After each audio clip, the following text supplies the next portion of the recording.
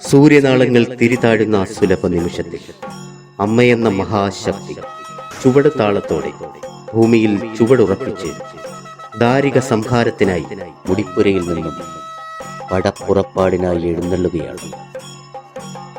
വലംകാലിൽ നിന്നും ഇടക്കാലിലേക്ക് മാറി മറിഞ്ഞുള്ള രൂപതാളപ്പെരുമയിൽ ശക്തിയുടെ സംഹാരതാണ്ഡവം ഭൂമിയിൽ അമരുമ്പോൾ ധർമ്മത്തിന്റെയും കാരുണ്യത്തിന്റെയും അനുഗ്രഹവർഷം അമ്മ ഭക്തജന ഹൃദയങ്ങളിലേക്ക് വർഷിക്കുന്നു.